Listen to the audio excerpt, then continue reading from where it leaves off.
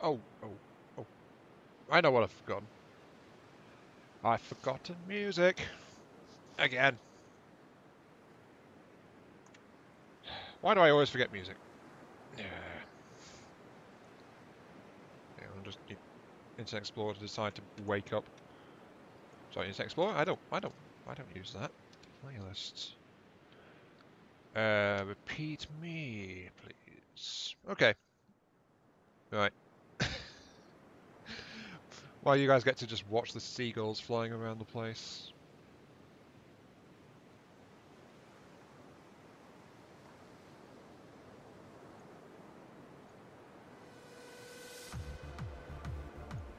There it goes. Hi, Crispins. Welcome to the stream. From the depths. Right. YouTube should be aware of what this game is.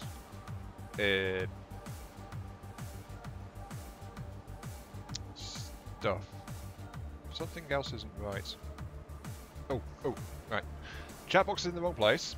Yes. So just that. And there's no camera. Yes. Forgotten something else as well. Light.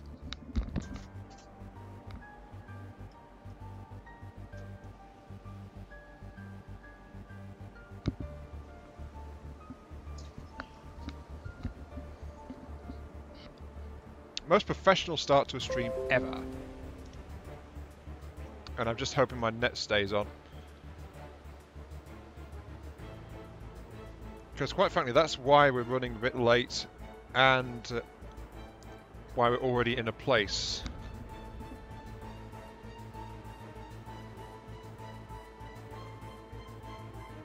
Is the music a bit quiet? Is it just me? I think the music's a bit quiet as well. Oh. To be honest, I wasn't even sure if there was going to be a stream, but there is one. So, yeah, because my net was down after I got back from work, like a bit over an hour ago. So, I thought, hey, maybe there's not going to be a stream. So I just started messing around in something I wanted to bring into Net and Cruise, and then my net came back online, and it's like, oh wait, we are going to be streaming, so let's get a stream up. And I didn't even load the right save up, so yeah, this is something to work on for later. Just a little something, which is so well saved. It's called New Fighter in reverse capital. So you know, absolute professional conduct there. No, I need to save this thing, not the other thing. Oops. Yeah, save vehicle. New Fighter. Save. There we go. Because it's just very much in a testing state at the moment. It's not ready. So, let's actually get out of there and go into Netta Cruise. Single player. Load campaign. Netta Cruise. YouTube, Netta Cruise. There we go. Right. So, we are cruising the seas of Netta. And hopefully not losing as many things as we lost last time, because that was a rather nasty mess we got into. What have we got going on? We've got a map balloon trying to wander over that way. And other than that, we're just kind of poking the Onyx watch, and that's about it. So that's not too bad. Not too bad. The problem is we went up against a really big enemy ship last time, and it kind of murdered a lot of us. But we want the resources though. 74,000 resources there. This one's got 39,000 resources. And this one's got 99,000 resources. I really missed the days of when it was like all these different resources.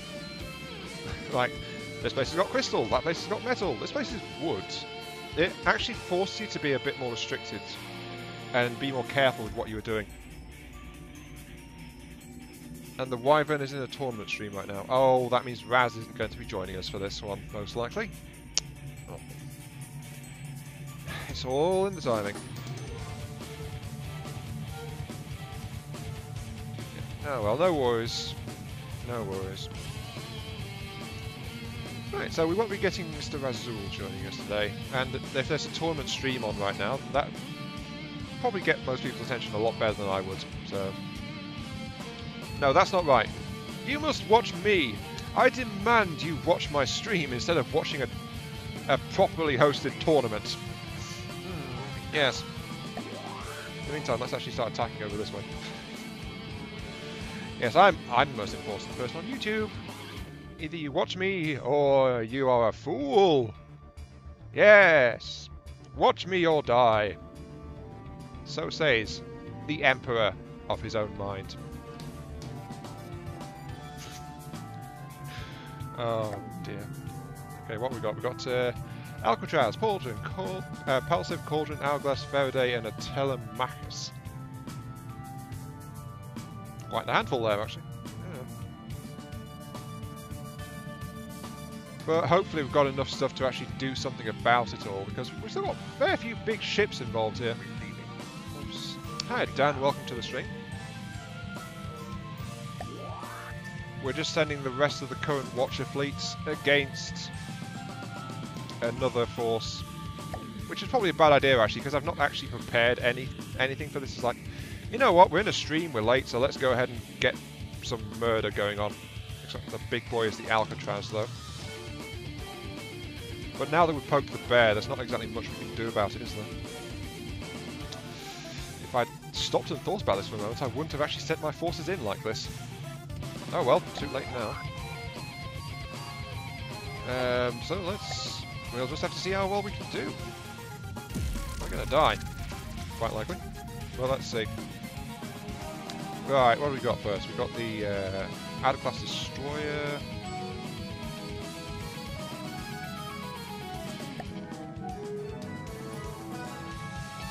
Wasn't there something about easily renaming, well, adjusting which ones come first? I seem to remember that from last time.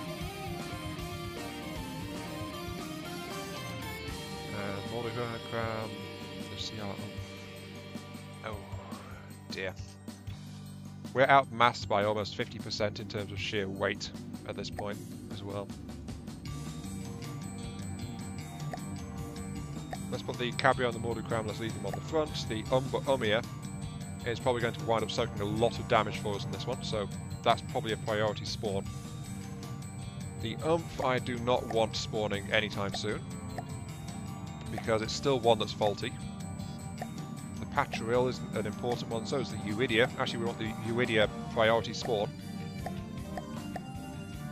So the Euidia must appear before anything else, because the Euidia is absolutely awesome at avoiding getting shot for the most part. So, once again, thanks to Shooty for that one. Really good design, that. Even if it's really, really small.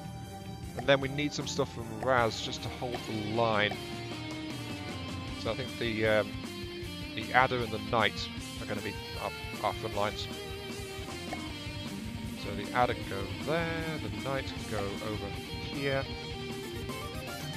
Got the Euidia, of course, put in there.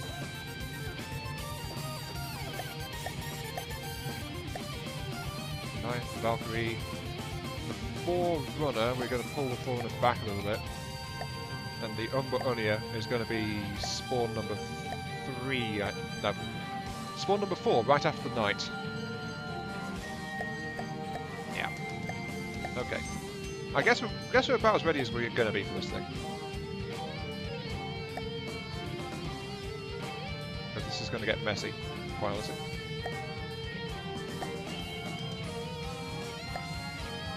Patril is kind of lurking at the back there. But I guess this is about as good as it's going to get, isn't it? I've just realised also we've lost all of our air forces in the previous stream, so that's also going to help. So, here we go. Let's bump heads in an extremely ill-advised battle. Right. It begins.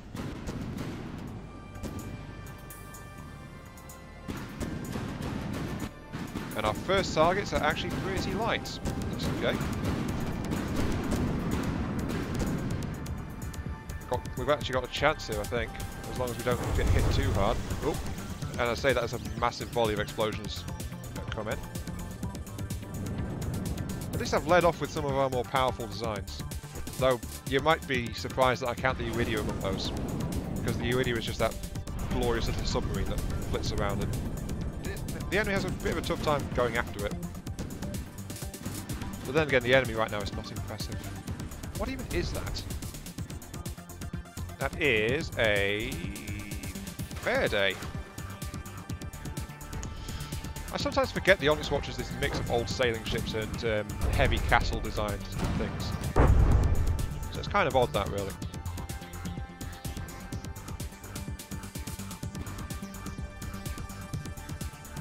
Let's see. I guess this is also our first chance of really seeing the Adder class destroyer getting involved. Because I did a bit of refit work on it last stream, if I recall. Yeah, I did some refit work on it last stream because I tweaked that gun on the front, but it's not really got much. It's still mostly in its original state. Let's put it that way. You're one of those little ones, the Telemachus. Well, you're a little cutie, aren't you? Yes. Little cutie has also just lost a big dorsal mounted weapon. Actually, you're a floating brick. No wonder you're so slow. I mean, wow, just look at that. I don't know. But really, the whole point I'm here is, in this one, is that I want the resource deposit so we can get some more resources being harvested. Though I think we should really design something, well, tweak something to turn it into a bit of a siege breaker, like, because we went up against that really heavy one last time and we lost so much stuff to it. But right now the enemy's struggling to even do anything to what we've got out. The Uidia just can't be targeted by most of their stuff, and the Adder's actually tough enough to withstand it. So it's just a little duel going on. Wait, where's the laser coming from? There is laser... Oh! Oh, I didn't realise this. The Adder's got laser-guided torpedoes. Huh. Well, didn't expect that one. Makes sense though. It really helps. I just hate how the lasers are always on. I think I've said this too many times already. And the Adder is just repairing itself every time it gets damaged. Oh dear. I've just realised I've got the music playing from... well, generally this is the music that goes into Avorion.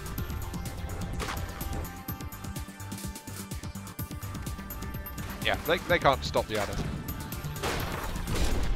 In fact, they've dropped in something else. They've dropped in a hourglass now. So I think their sailing ship's kind of given up the ghost. I don't know how this one's going to do. Because these guys... that's the Onyx Watch really. It's like really heavy armor plating and very tough ships, for the most part. Like, that barrage of torpedoes, they blew through the forward bulkheads, but that's about it. So I'm not sure how effective they're going to be. I should really check that. So the Adder's got quite a lot of anti-ship capability in this. So I kind of want to have a look and see what these torpedoes are all about. Another laser guided, so they're pretty accurate. Only a treble explosive and a single frag behind the explosives. It's also a beam rider, so it's constantly updating. Pretty fast, fairly agile. So it's kind of like a short-range brawling torpedo. Not the most powerful one around for its length, but it's very reliable in hitting its targets. And the Adder, I think, is trying to drive into the water. Sorry, drive into the land. Oh no, it turned. It turned. Is everyone else okay? The Uidia is just running around there right next to all of the enemy ships. Of course it is. Oh. I guess the only real problem with the Iridia though is that it's got really light torpedoes on it. And I still wish I could figure out how to do a submarine like this, so maybe while the battle's raging I should check the design out a little bit. Let's see, we've got rear-mounted steering on it. It's driven by a Deddy blade. It's got some of these jet stabilizers on it. That's fair enough. That it gets away. It avoids the whole PID system, and it's only auto-guided torpedoes with a single explosive. Oh, the Iridia actually got hit for once. Oh no! How did they manage to do that? No! Oh, that's just sad now. Actually, I just witnessed the death of the Iridia. I'm not really sure here, but the Iridia might have been that might have been the last Iridia actually. Though I'm not sure how many have spawned previously. Hi Jason, welcome to the stream. Yeah, sorry for this one not being around that much of late, but it's just one that's fallen to the wayside a little bit, unfortunately, so that's why it's been a bit hit or miss when it's turned up. I really want to know now, so I'm going to switch to my Google Docs and check my last updated list on this, because I want to know if I can actually spawn in any more Iridias. Because if I can't, I'm going to be quite unhappy about it. Because that Iridia survived the previous battle against that really heavy ship. It survived that pretty well. So I think it might have just taken an unlucky hit this time. Netacruise design list. Here we go. Now it's just the adder against those three.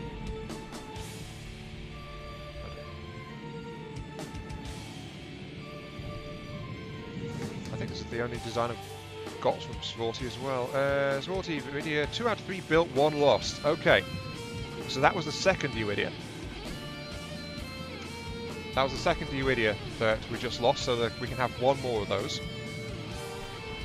Or we can repair the one we got once, so that should be okay. Do I use laser AMS in my designs? I tend to, if it's a design I think it's worth defending. But these are all watcher designs, so they've been submitted by viewers over time. And I go in and tweak them when I get a chance to, when I've got resources to. But I've not really done much to this one except for boosting the power of its main gun and tweaking it a little bit here and there.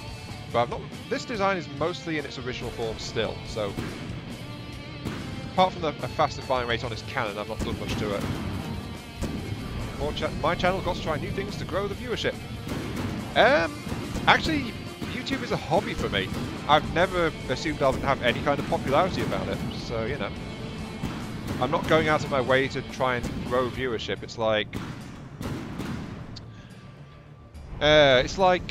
I could have been a craze chaser or something like that. It's like you chase after the latest, greatest thing, the newest game, the latest Call of Duty. Yes, let's play whatever's big and new and fresh. But I can't afford to do that because you need to buy the games first off. But the other thing is that I also don't tend to like that as well. I switch to a game, I want to play it for a while, then I'll go to something else.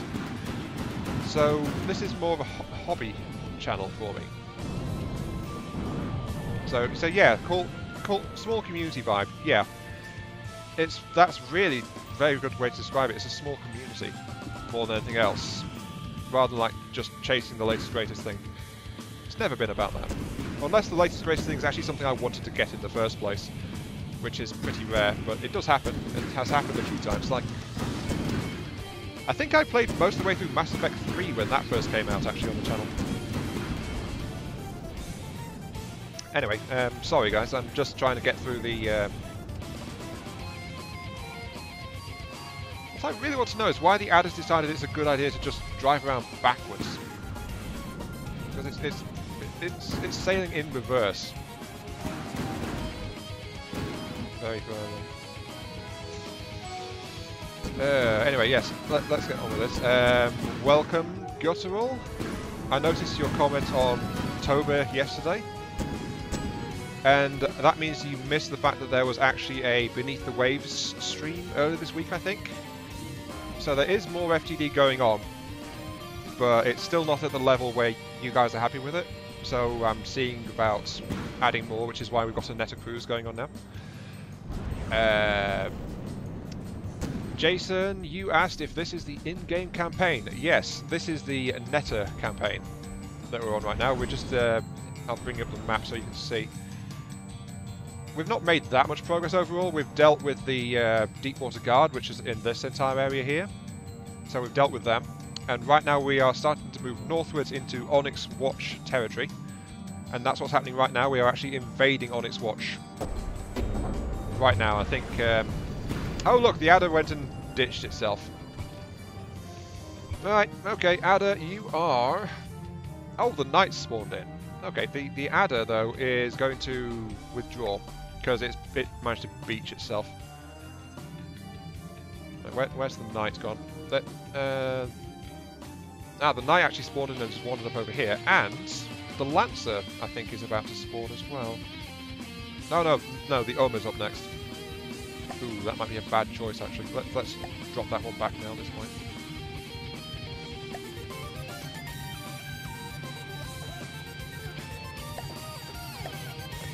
Okay.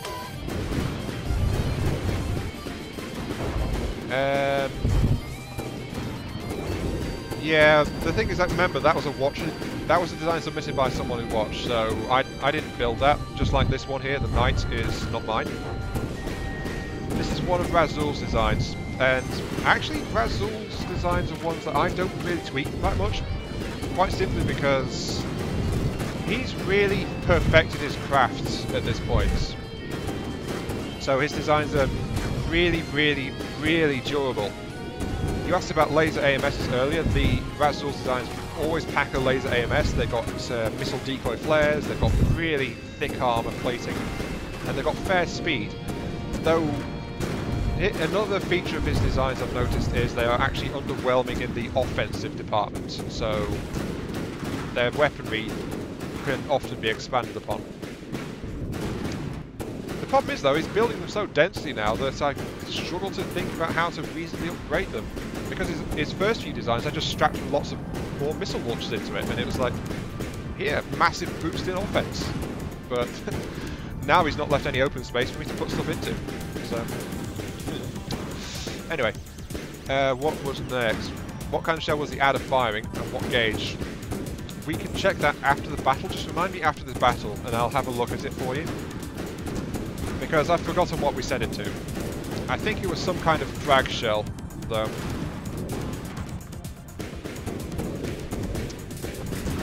And it could be, I think it was either 150mm or 200mm shells. It was a treble barrel cannon, and that can accept up to a 200mm shell. But I don't think it's quite that high. When's the new Ionian Arms craft coming out? Cameron? Welcome to the stream, by the way. Do you mean the one that was briefly shown at the start before we actually loaded into Netta Cruise? Is that one you mean? And Godswill, yeah, you missed it, yeah. That reminds me, I still need to actually release it. Sorry about that. With all the distractions I've been having lately, I've just not been keeping up with releasing streams in VOD formats. Even though you reminded me about the one last week as well. Now, the good news is that Beneath the Waves, I actually know how I want to build a submarine for that now. So, my next attempt to start that, I might actually be able to survive the first 20 minutes or so.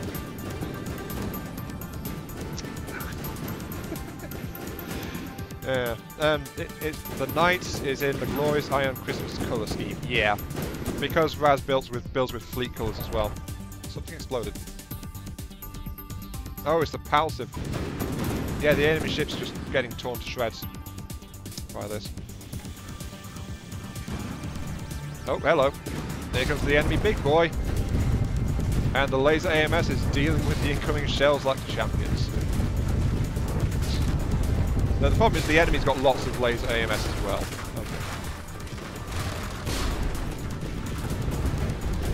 Okay. You need to learn Gram, just stick to APS and do the... well, the thing is the frag shell versions are actually fairly useful shells, you know? But they do have their limits. Well, this one's engaging with his secondaries. Like, this knight was built when Raz was getting into Hesh shells, I believe it was. So these guys are actually anti-armor shells that this thing's flying from its main cannons. It's meant to hit really hard, but it's kind of sluggish in its firing rate. There's a trade-off for that, so more powerful but fewer shots. That's kind of what this thing is geared up to do. Though it's also got the rapid-fire weapons on the sides for dealing with other things. And it's got these small turreted simple lasers as well, just to help it out.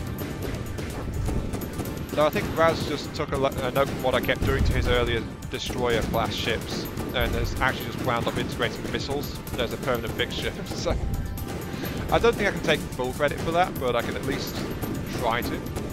It's like I kept adding more guns and more weapons, so he's just added more weapons since then, since he had me looking at his stuff. So, you know. The problem is, though, now. One of the problems with Nessa Cruz is it was kind of getting away from me a little bit. Like, the pressure was to just build designs that have been submitted, and I went into a depressive snap for a while, and it was like, my designs are just not worth it, so all resources go onto you guys, and upgrading that. And it kind of derailed the entire series in a bit. I'm thirsty actually, I just want to drink. It's down here though.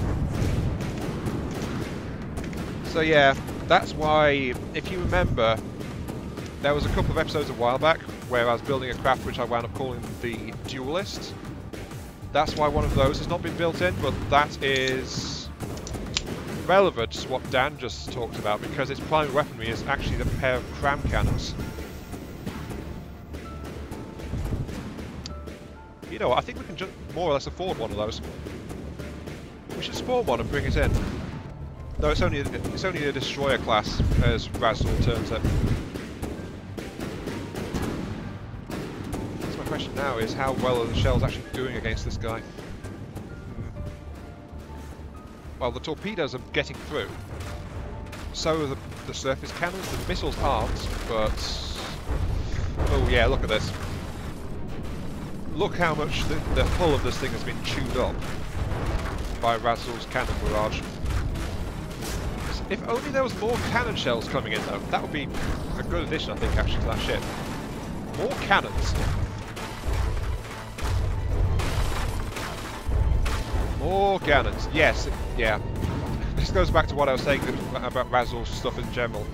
It needs more firepower.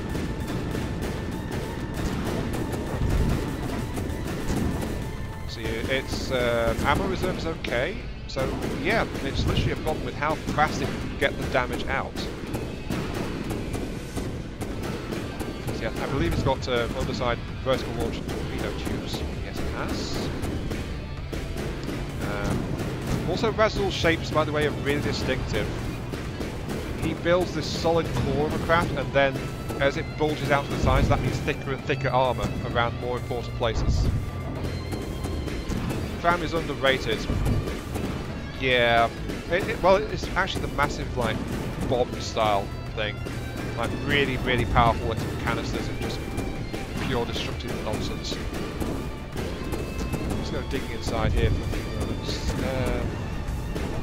Well, one thing we can do to boost the firepower but reduce the durability is we can actually strip the armouring off the interiors of his turrets here and replace that with actual cannon mechanisms.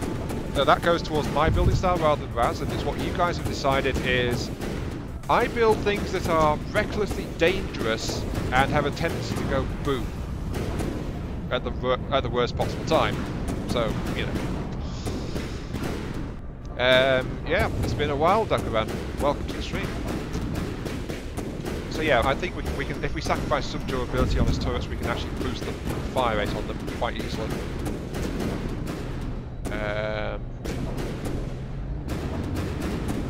Oh, actually, it's two turrets are different.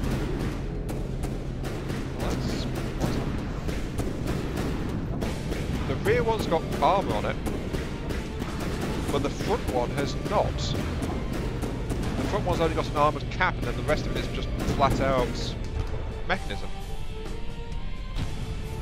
I thought they were the same design.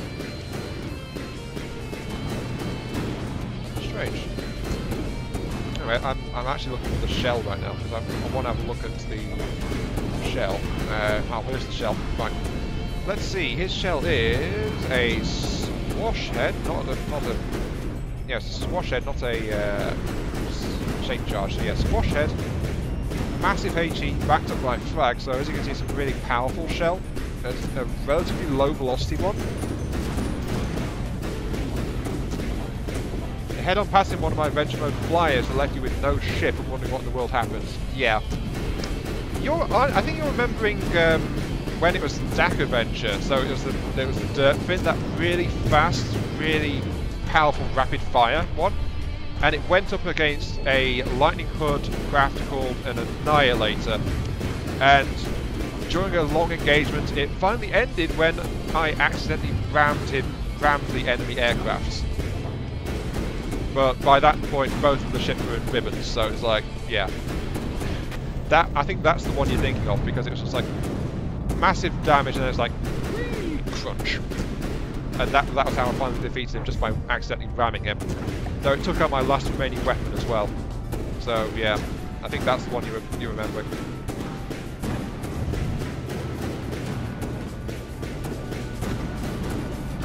I'm wondering now about the size of this. How big is the weapon bay on these? Okay, that's a 5x5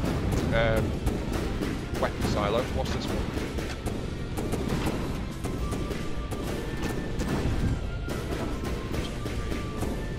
Oh, this one is also a 5x5 weapon. Well, actually, this is a 7x7, so they are identical. It's just that the rear turret's got built-in armor plating, while the forward turret has not.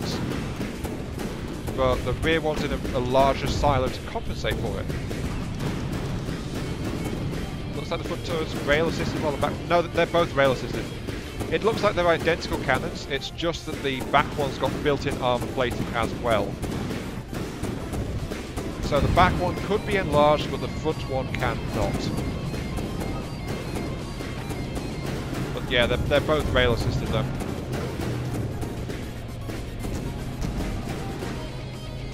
But you saw how tightly packed all of the spaces in there, so I'm kind of wondering how the heck can I boost the performance of this?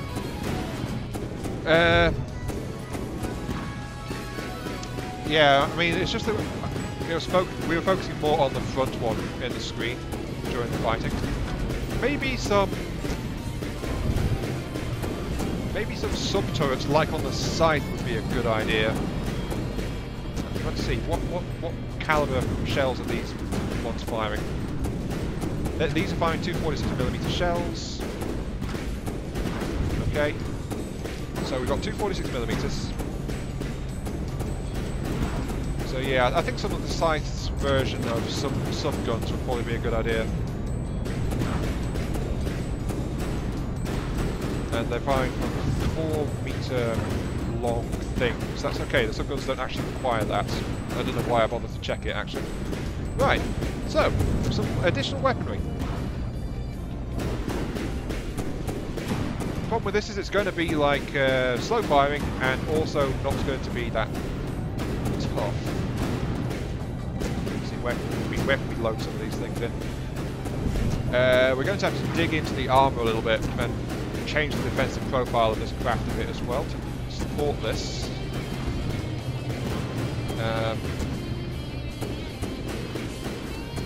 Kind of got space for some back here. Let's actually get a turret worked out. 246mm.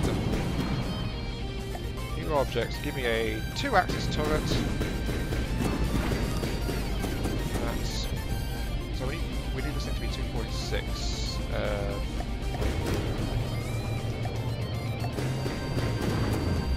The thing is, I kind of want this thing to be really flat as well, so it's like, how many gauge increases do we need to add for this to be a 246?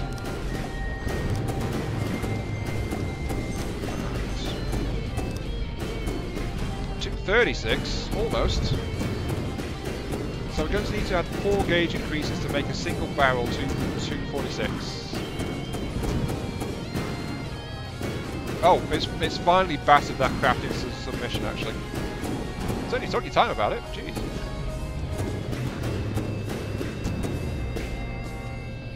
But now we've got the problem of it's going to be really inaccurate as well. Yeah, this is going to be accurate. Yes. No, it's not. It's going to be really bad accuracy actually. Upload the streams. Yeah, I will. I mean, I've got them saved. It's just that I've not got them out there. So don't worry. I've not lost any of those. It's just, again, I've not managed to get around to do it, unfortunately. I do apologise for that. I keep trying to get around to it and then something distracts me, which is, you know, kind of thing. Right, you guys need to be the squash heads because those Gatlings are, the anti-air Gatlings are frags. So yeah, this is our new all-powerful subgun. Can't you feel how dangerous it is? Mind you, it's got incredibly bad accuracy. The shells are not built for this kind of thing. Dear. It's really built for a long barrel. These shells are.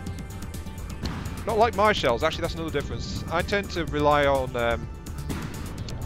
my shells tend to be depending a bit on a shorter design, as in they can fit in a shorter barrel weapon and still be effective. But Raz doesn't really go for that, so he goes for higher velocity, higher impact shells, but he needs bigger cannons to properly use them. Oh, that's really bad still, that's really bad still. Yeah. I think that might be what the rail assist is for actually, just like boosting the accuracy. Because these shells are not really cooperating with a simple cannon like this. You know what? I'm going to say that this 1.58 accuracy cannon is all you're getting. That is so bad, so bad. Save the sub-object as this one.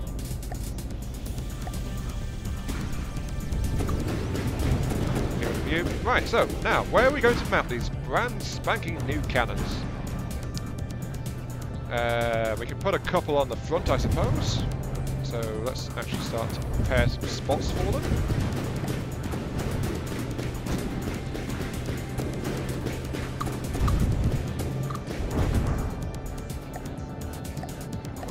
There. Actually.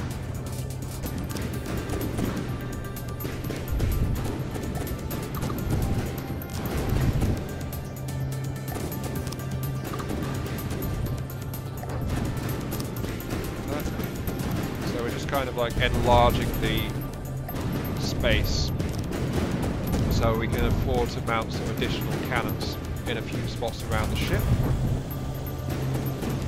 We just have to bear in mind that these guys are going to have fire restrictions on them as well. These guys are also going to work in sheer deluge pattern. So they're not going to be good at, you know, actually being good. Yeah, that's the way to put it. They're not going to be good at being good. Individually, they are going to be really, really bad. Then I think it wants... Yeah, one there. No. Basically, since he's... This actually works quite well, now that I think about it. Because Raz has got this gradually stepping out hull design. So I'm just basically rewinding and adjusting what he's got. then I'll do something like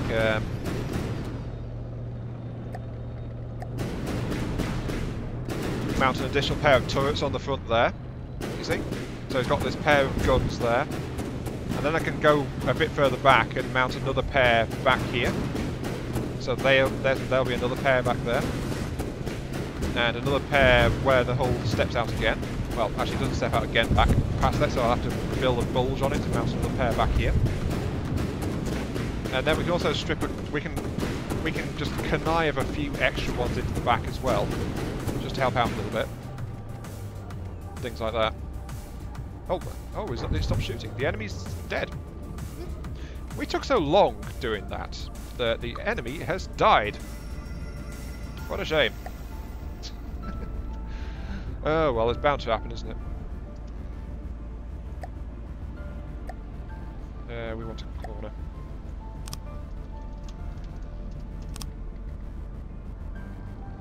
It's thinking about it. Is the enemy dead? Have we won? I think we've won.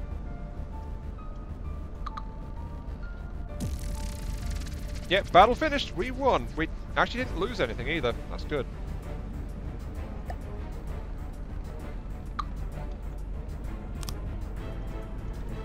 Though when Razul finally joins the stream after his tournament watching is done, he's probably going to be horrified to what I've done to his poor knight. I can see that happening quite clearly as well, actually. Oh dear. Because basically I'm doing nasty things to it.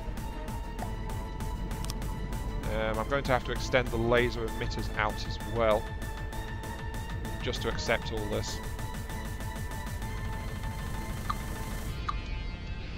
Well, the only bright side really is the fact that, of course, it's going to have a lot more firepower available to it as well. So there is that, I suppose. It's just... I guess that one's being free to replace that thing, like that. Get rid of that cannon for the moment.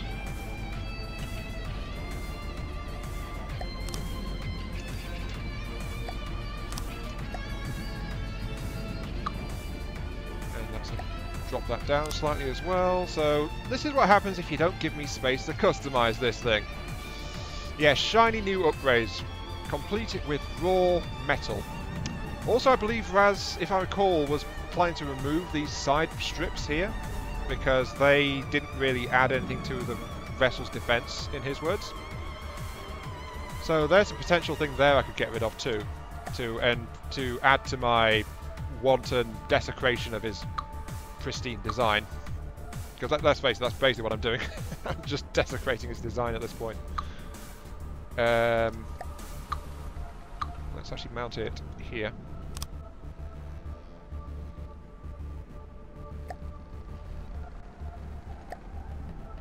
That. So yeah, I'm basically desecrating his design. On the bright side though, it will have a lot more shells, but it will be basically a really, really inaccurate massive bombardment salvo kind of situation. Rather than actually being, you know, his main cannons are actually pretty accurate. All this is doing is trying to increase the DAKKA factor by quite a bit. Do I want to try to add something on here? Add in my own brand of boomstick. Yeah, pretty much.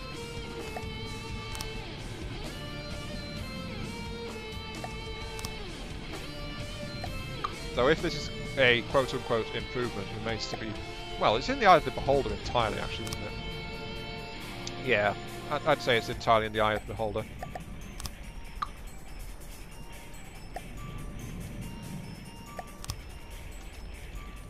Okay, so we've got two at the back there. We've got 3 at the front over there. Well, I'll have to adjust the laser AMS grid because that is actually now faulty. Raz said that he didn't want the those side booms on it anymore because they were questionable in use. So let's scrap those. So there we go. That's released the side booms. And we'll replace those with just flat metal blocks in there. Okay, so that's that. Then, you know what? We can actually add a couple more to this. Right. enough evil cackling. Yeah, we can add a couple more to this. We're in the most heavily armoured part of the hull right now. Actually, let's put it in with 2s. We can add 2 more gun emplacements here. If we do it like... actually, you know what?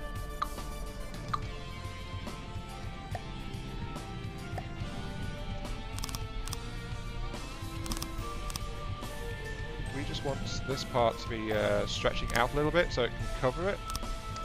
And then we will add square corner bases like that. These will be mounted there. And then, of course, that's the 2s.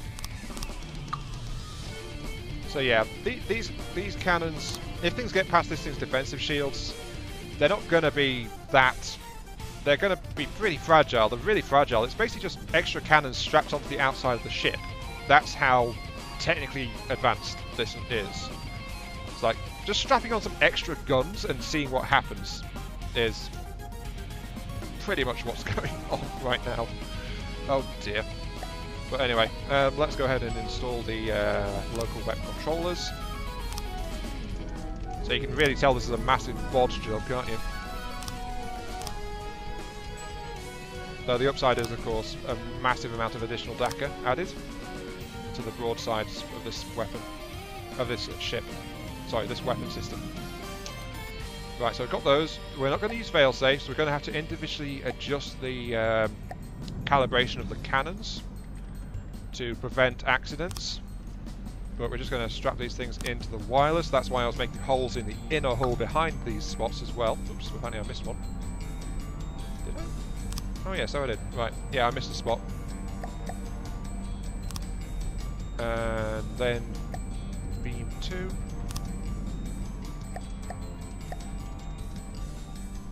Now the thing is, I'm kind of wondering what I should call this, because for some reason people said like a stream or so ago I should start calling my modified versions of things like the Mark III types.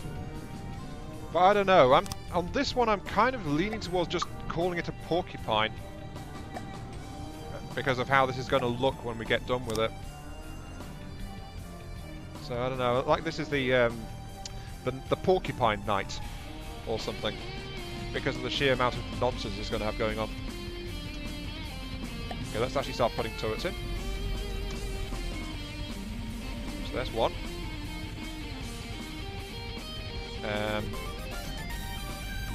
Okay, let's see. Idle azimuth is going to be like...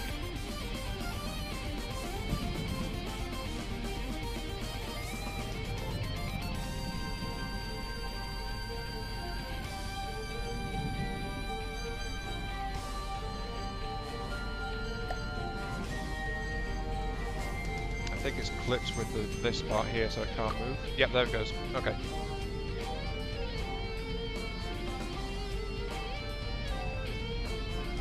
Okay, so it needs to be like...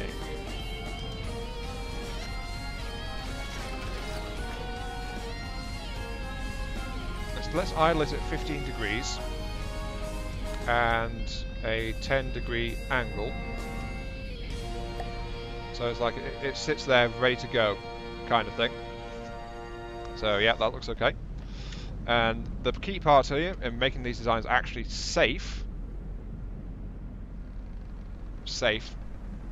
is I'm going to enable weapon firing restraints on them as well, so they won't turn where I don't want them to turn. So right, so this thing is going to have a 10-degree angle forwards like that. Actually, let's just drop that to 5 degrees. So it can point a bit in front of the ship, but it also needs a rear restriction as well, so it doesn't clip too far. So I think 150 degrees at the back. So that's its firing angle. In that, anything in that arc, this turret can fire at.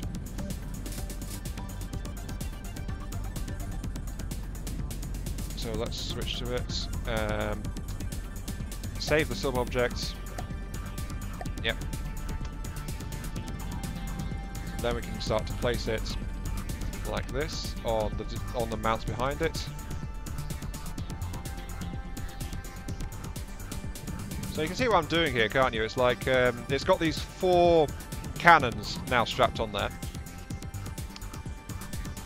So I just need to add the cannons onto the back of the ship and make sure their angles are properly configured as well. Yep, okay, I need to flip these.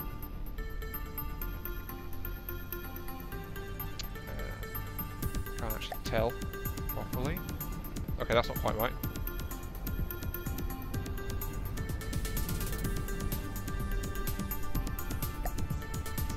Yeah, so I'm just going to check it in each angle that we get to. And then we will be cooking with gas and making this thing better. So I suppose for that angle we should just get it to like, yeah, about a 50-degree angle.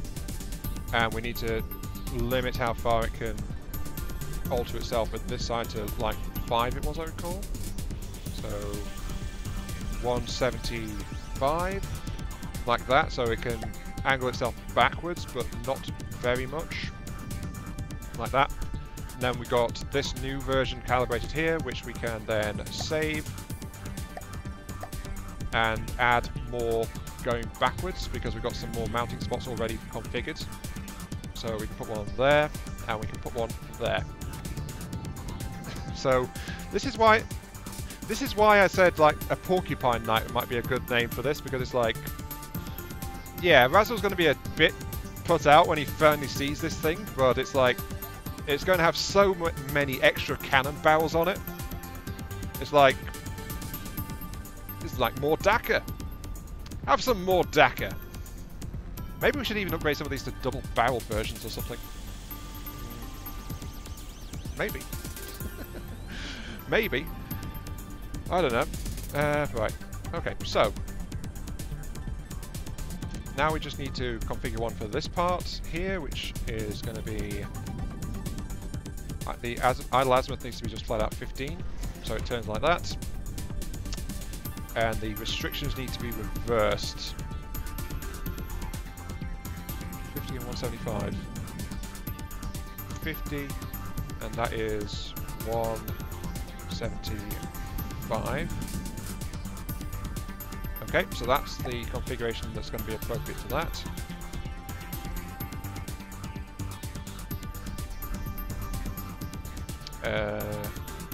So yeah, I'm afraid this is the kind of bodging I do sometimes if I'm not sure how to go about upgrading something.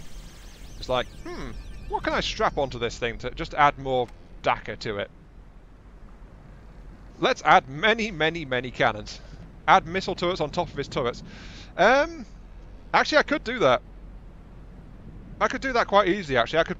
Well, his cannons have got these 90-degree turrets on top of it. But if I... Sorry, these 90-degree cameras. If I took that camera off, I could actually mount an additional missile turret on top of that. Or something. Just like this really weak top-mounted weapon rack. Which just makes it more dangerous. He is gonna hate this thing when he sees it. I kind of just want to keep doing it now, just keep modifying his design and see what kind of nonsense I can do to it. You know? So it's like, okay, right, you are set to 150 and 5. Okay, so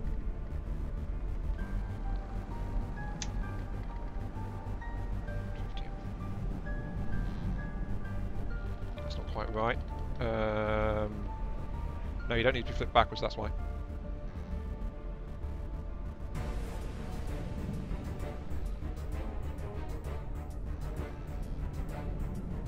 And yeah, that is 175. I mean, yeah, I know for a fact that most people won't bother to add cannons like this, you know?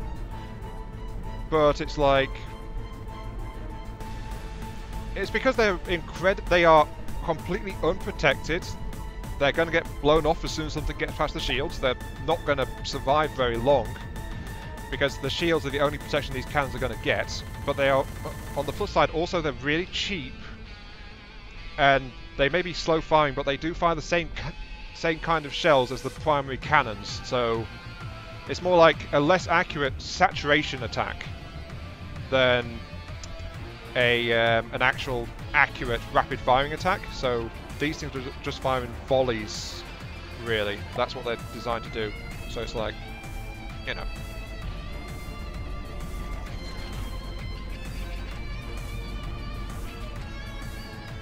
So, you know, it's like, yeah. Oh, I kind of feel bad for Razul now, actually. Look at this thing. This is what you'd expect from a junk ship or a pirate raider, not one of Razul's like creations. It's like, look at me, I've got so many additional cannons on it. It's like, ah. Actually, you know what we should do? Can we adjust the elevation of this particular cannon for idle? Enhanced. Yeah, basically it's just got lots of extra junk strapped to the sides of it. Idle azimuth. Okay, so we can't adjust the idle positioning of these cannons, unfortunately, it seems. Because there's no option here for idle... Oh wait, no. Idle angle. Never mind, there it is.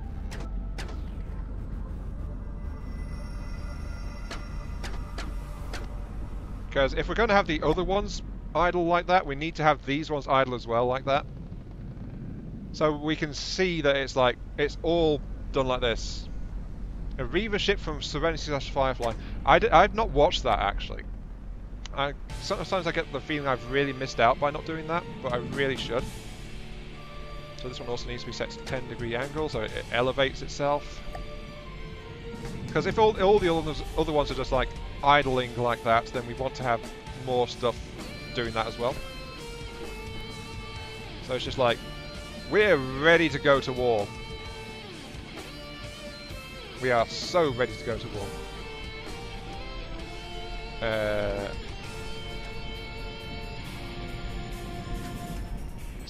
Let's set these cannons to idle at 20 degrees. Yeah, exactly. Orcs. Orcs would build something like this. I really need to build an orc style ship, actually. Because I've kind of noticed this a little bit. So I should. Let's see, 90-degree spin on that. We'll put it. There we go. So let's make it a 70-degree spin. 50?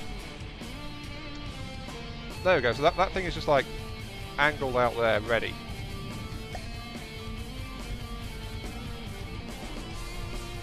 Okay. And this one's got to be set to -59. So we'll get this is to find it.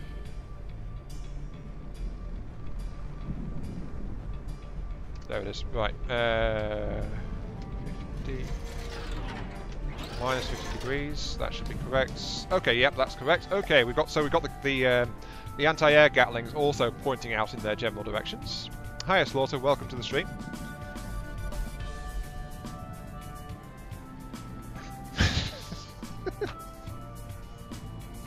This thing. Okay, right. If I had thought about it, I really should have set those turrets to their own weapon group before I installed them. Oh, well, that means we have to test fire by pointing them all in the right direction, don't we? So we select all weapons. Then we've got, like, this massive barrage of cannons just, like, pointing across there. It's like, oh, are you next to me? Hello. And then we go... Unfortunately, I'm firing everything, so it's like, yeah. But as you can see, it's a lot slower firing than the others. And that's unfortunately because of how it's designed, so... Actually, how long do they take to cool down? That seems to be a serious problem. Got to remember, these are actually really powerful shells that it's got loaded, so... Let's see. Loaded shell. Cooldown 17 seconds between shells. Why have I built the ship version of Cancer? Well, that's nice, thank you.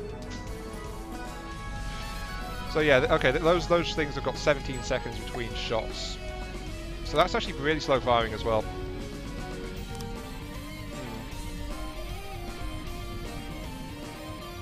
If I can get one of those below 10, then I can add a third autoloader to it, and it will sustain fire that way. You're welcome. Well, basically, Slaughter, I just wanted to up the firepower of one of Razul's staple designs, his Knight design.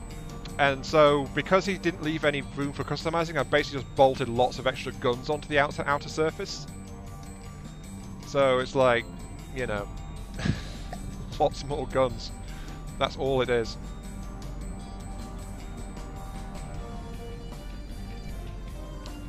Yeah, I think I can go ahead and add a bore evacuator. They have got bore evacuators actually. They've already got it.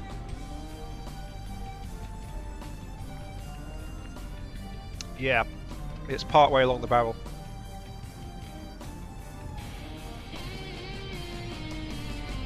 So yeah, I think I just need to. I didn't want to build these things bigger because then they get in the way of these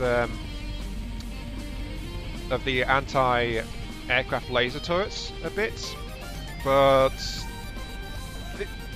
honestly, the style of weapon, I think they should get in the way. Really. That's probably the best way to put it. These weapons get in the way a lot.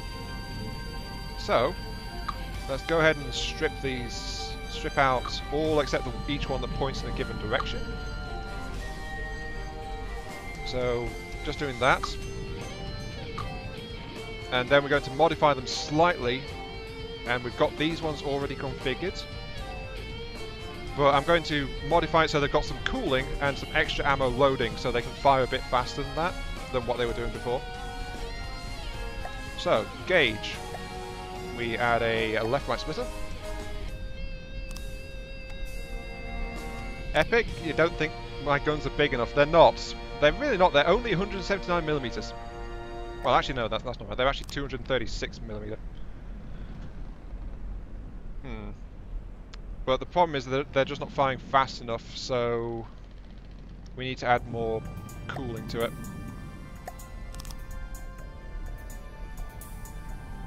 So that's that, and then we can add in a third ammo link to it as well.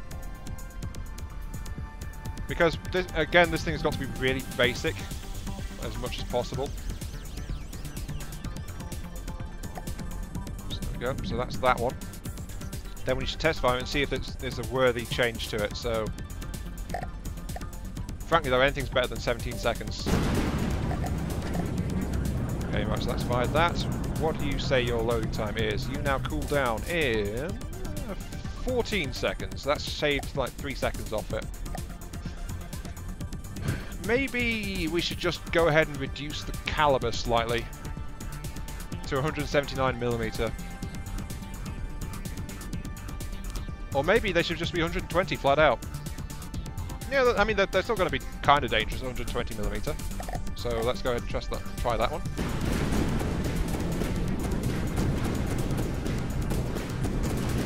It's still taking its own sweet time doing that, isn't it?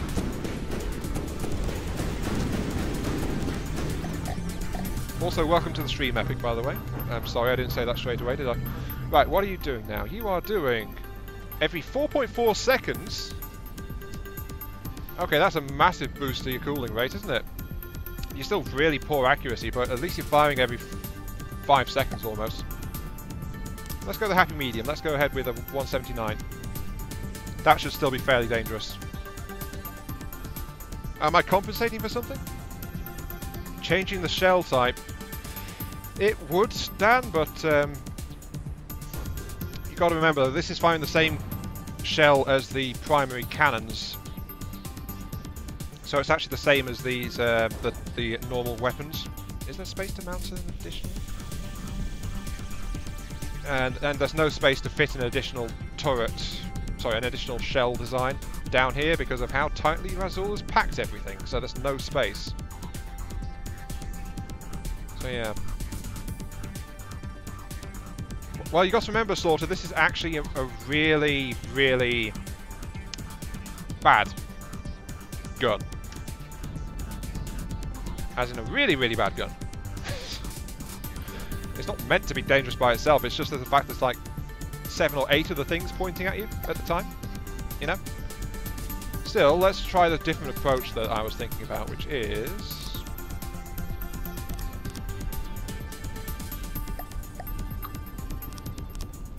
if we put it like this, we can double up the number of shells fired, so it's a double firing weapon instead. So it makes each individual gun more expensive though. What are we even doing to this poor boat at this point? I'm not even sure right now, in all honesty. It also has a direct input going in, so it's a longer shell load time, even if the cooldown is low.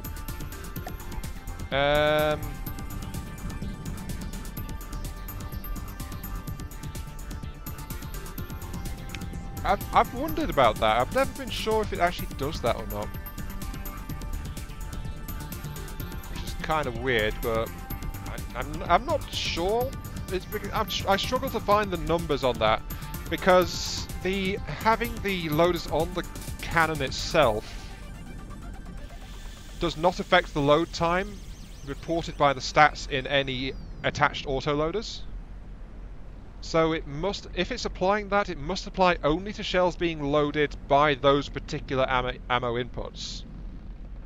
Because the autoloaders don't claim any difference. Oh, we've taken so long, we're actually being attacked now. Oh. Lancer DAKKA Fighter is being attacked by the 7th Exploration Team. Do I want to view this? Yes. So the enemy wasn't too thrilled that we took over their space. Let's get the Uridia back and repaired, actually. Because the Uridia... this is the last Uridia, actually. Having an extremely high gauge. The problem with that then becomes the space of the weapon itself. Moving now. Because, you've got to remember this is fully exposed, so... and if you build it really, really high gauge, it's going to be really slow firing, which limits its usefulness against multiple targets. So the direct input might be slowing it down a little bit, but we're not entirely sure. An extremely high gauge would probably be a good idea. It would definitely make for a monster impact if it hits, but then we run into another problem, which is the fact that it's a small weapon, so it's got a small barrel, so it's not built for, you know, it's going to be really inaccurate.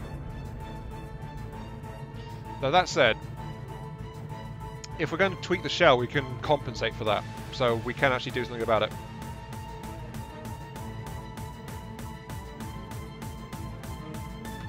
Yeah, extremely high recoil, so that high recoil in that situation makes the ship harder to hit, because when a salvo goes off, it knocks the entire ship around. Okay, right, so what do we got? We've got a Faraday, an Essen, and another Faraday. Okay, I think we can continue our night work, actually, because the night should be more than up for this.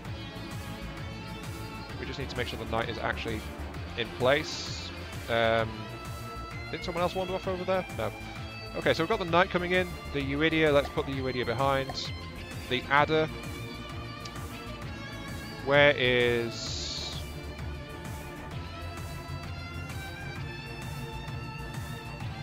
there's the Lancer DAKKA, right?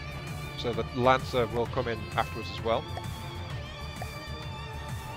That should be more than enough for this, though. What's the name of the abomination? It's a version of the Knight. It's a version of Razul's Knight class cruiser.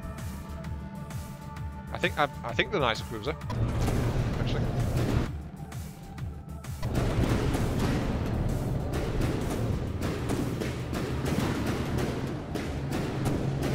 Yeah, it's a thing.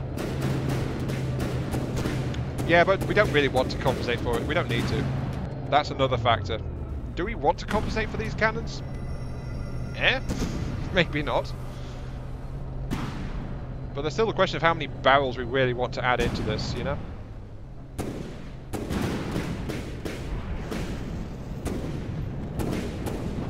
Besides which, I think the craft's already PID stabilised anyway, so...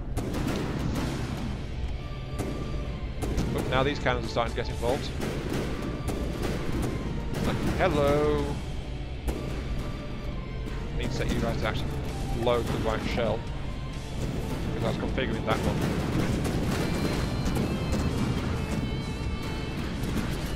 Okay, that one seems to have gotten stuck a little bit though. Right. I guess that means we need to actually take these out.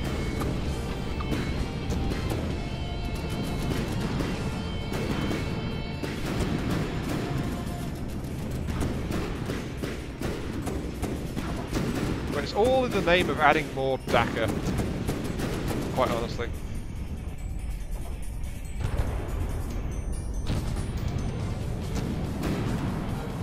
Something else has joined in. I think it might be... What's going on? I should probably start paying attention to the battle, actually. Oh, the Lancer DAKKA fighters has joined in too.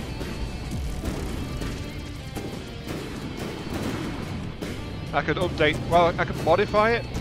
Yep, but I can't enlarge... I can enlarge the back turret. I can make the back turret heavier if I strip out its integrated armor plating. But right now we've got this... the route we're going, which is adding all of the extra side guns to it. We just need to work out the side gun though. That's the problem.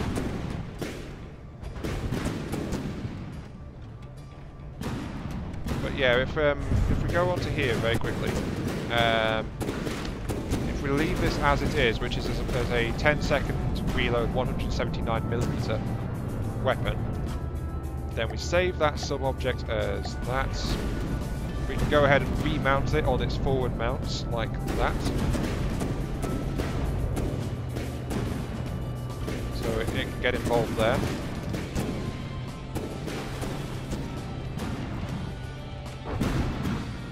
So there we go. So as you can see, it's like adding extra salvos of firepower to it.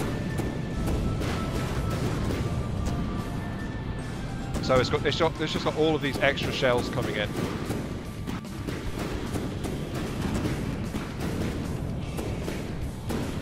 It's just trying to add to the overall firepower being dished out in the general direction of the enemy. It's just each individual cannon is actually really weak.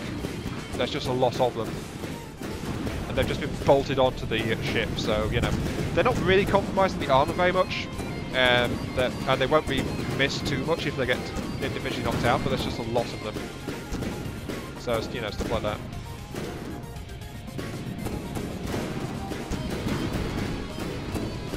Besides which, their accuracy is really bad as well, but we're going to modify the shell, so, you know.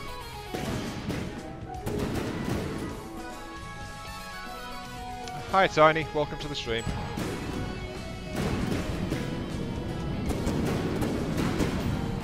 Besides which, I mean, just look at the number of cannons it's got available. If we can overcome the inaccuracy and the fire rate issues with it, and still have a reasonable shell, in a cannon so small, then we've got a worthy addition. And honestly, going with a low velocity shell is probably going to be a really good idea. But yeah, just look at all this stuff.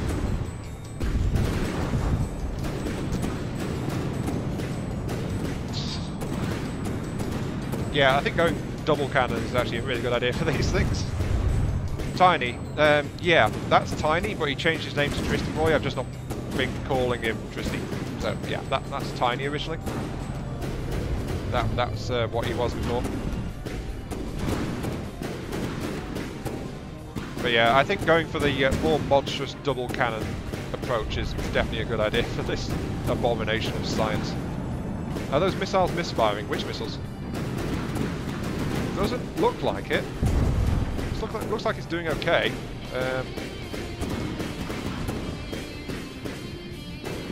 Yeah, those missiles, I'm going to keep watching it for when the missiles reload and we'll see. Oh, friendly, friendly. Now it's all bouncing off the shields, really. That's okay. Right.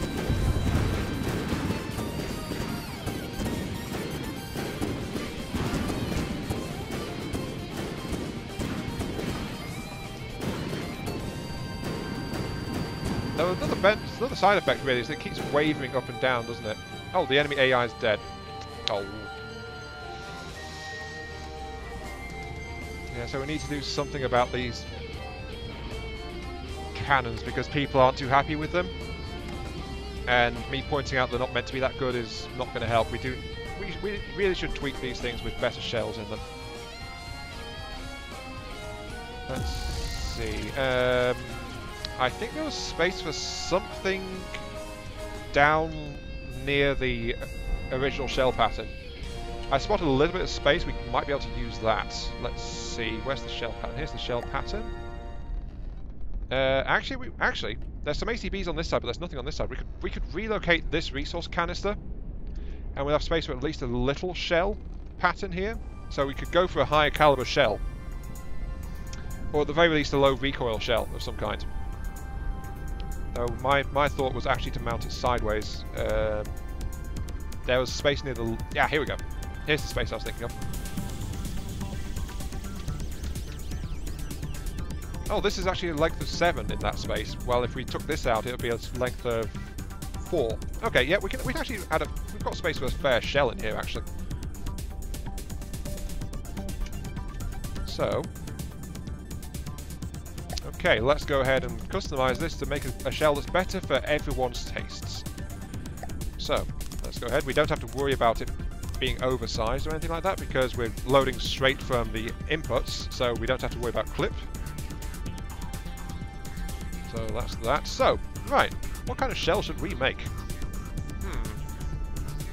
We've got plenty of space, so we could make a high payload, low velocity shell. Because, Dan, that's not how the fire delay works, unfortunately. The only thing that would work is if there's a rate of fire limit on the actual thing, but if we add a fire delay to... if we add a delay to the cannons, it's like it'll reload, then it waits for the delay, and then it fires. So one cannon with delay would be naturally firing a little bit slower than the other one. So the shells will just go out of sync over time, and then, yeah. So it just reduces the DPS. There's not much point, really, unfortunately. It basically just sabotages the gun. A HE with inertial fuse. I guess that depends what caliber we're going for, doesn't it? We can modify the gun, but one thing we need, though, is we need some built-in fins for it as well. So that will help its accuracy with the shorter barrel. Yeah, the knight is now the barbarian knight, I guess, or the orc knight or something, I don't know. It's just got lots of extra nonsense bolted to it. How effective are missiles compared to cannons? They can be just as effective, / more effective, / less effective. It all depends.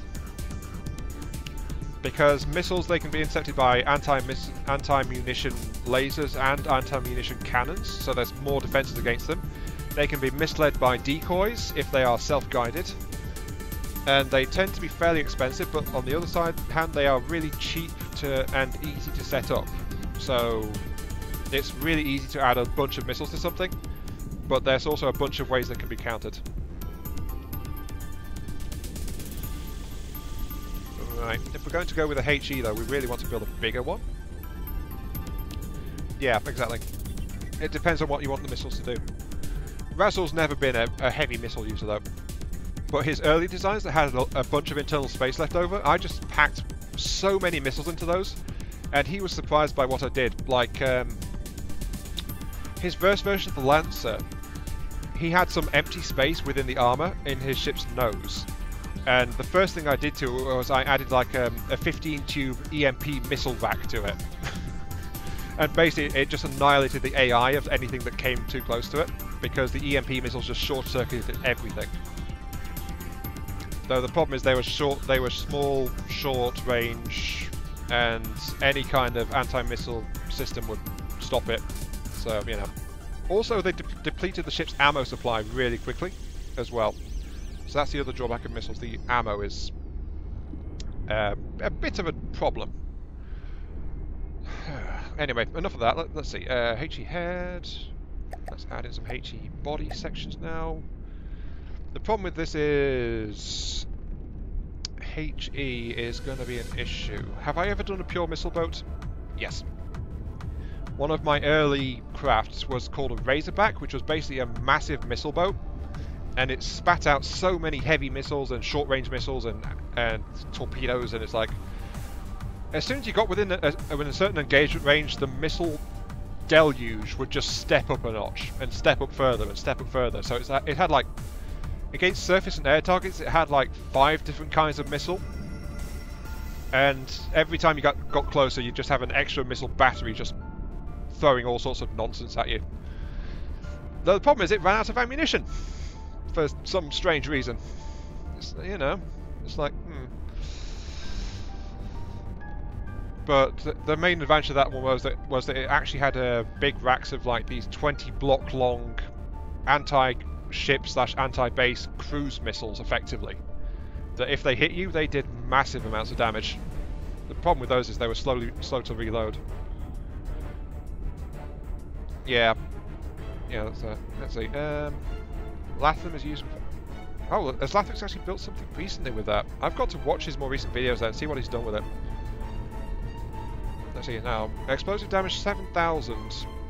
The problem is thick armor is going to do something about that. It's going to stop it. So I guess an EMP burst should be added to these things as well.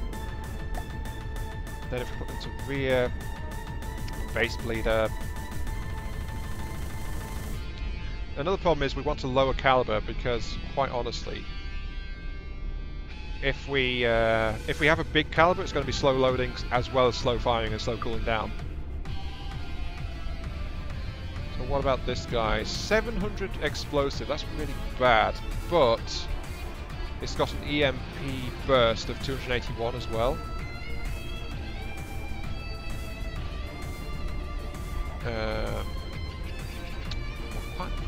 I don't know. If we're not going with a full-size caliber, it's not really worth it going for a HE head, because the HE's, the bigger the better, really. So I'm kind of tempted to go for a squash head, just like the main shell, but make it more about the impact rather than actually travelling.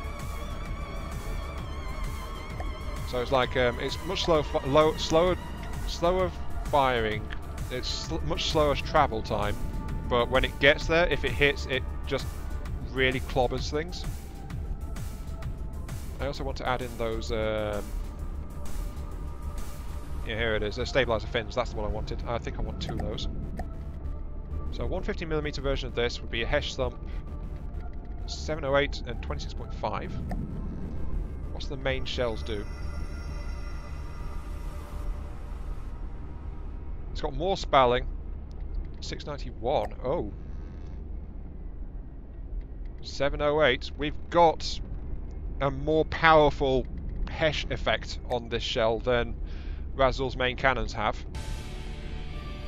Though he's also got he's got additional effects like frag and inertials and things like that. But this is actually basically a much worse shell. So this is pure. This is a pure anti-armor shell. The heavier the armor it hits, the better. But it's lost the secondary effects that the other shell had, unfortunately. It's also really low velocity as well, so it's going to be easy to dodge it. That's going to be a trade-off there. Can't really be helped though, but we're kind of trying to reduce its... Oh, that's 57 meters per second. Ouch. That's not good at all. Do we really want a 70 meters per second advanced cannon shell? That's just awful. But it's got a whole bunch of stabilizers on it though. Maybe add another HE. That's not really helps. Right. Let's get everything put into the Hesh effects. So this is just a dedicated anti-armor shell. It's like enemy armor. Ooh, let me punch a hole in that. So yeah, it's got this might be a worthy shell. Because it hits a lot. It hits even harder than Raz's main shells. It's just they're so slow that they don't do much. well, they're so slow they're easy to avoid. That's probably fairer to say. And this is the problem with like getting really stuck into building it in the middle of a campaign. It's just like, oh, oops. Okay. The entire fleet apparently just accidentally wandered off into the next area. Well.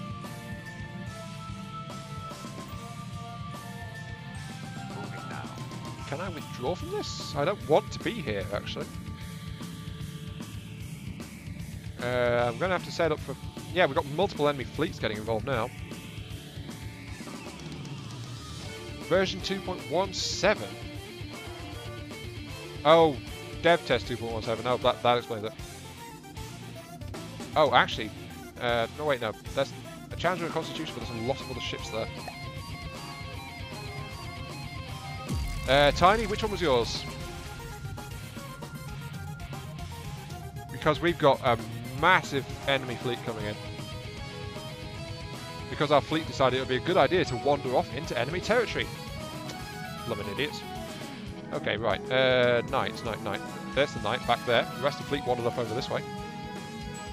Lancer Dakified. Let's have the Lancer come in. Then the Adder is proving itself to be a really tough addition to the forces, so the Adder can be there as well. So the Adder will drop in next. The will come in as a massive abomination of a decoy. Yeah, the actually that's it. I'm using it as a decoy at this point because I've just not got around to refitting it. But I'm thinking of giving it some. It's kind of ironic, really, because you guys have been talking about adding 500mm cannons to the Knight for this extra stuff I'm putting onto it. But I was thinking of actually giving the some really heavy cannons. So it's like this big bulky thing that comes in when I need something that can take a massive pounding. But then it's like, it's got this massive damage dealing potential in return. So, you know, maybe like a super powered 500mm railgun or something, which just ventilates enemy ships.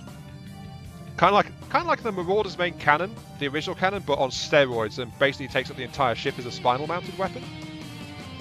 So, you know, maybe something like that. Because I have been experimenting recently with a 8-meter loaded cannon design, and I had a high penetration shell which was going about 1,300 meters per second. And if there's no shielding, it just tore straight through. So, you know. Something like that, maybe. Anyway, let's actually get in that. What does the look like now? It looks pretty much like it did last time we saw it, unfortunately. Because it's not been touched since I had to take all the simple weapons off it.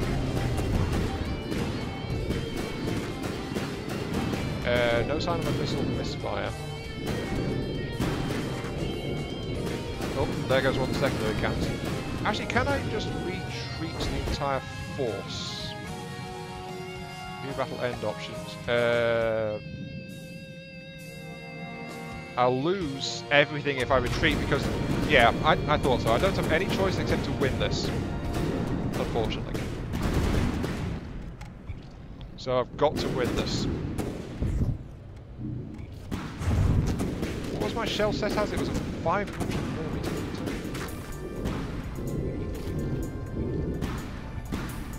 Yeah, it was a 500mm shell. Sorry, no, sorry, not 500. It's 150mm shell that I put together. Because what I think the best thing I can do right now is just really quickly finish the configuration of the shell. Because I was happy with how it was going before.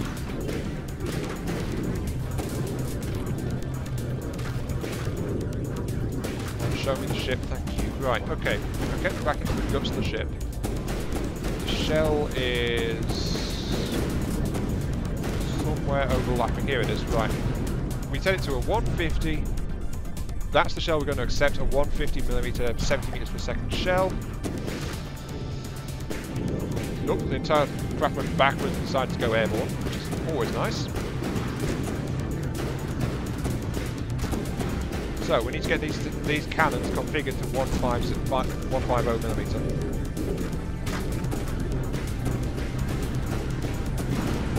let's leave it at 179 actually. I think 150 is... Oh, and the cannon I was working on got blown off. Because of course it did. To be fair though, they do stick out of the shields on this thing, so, you know.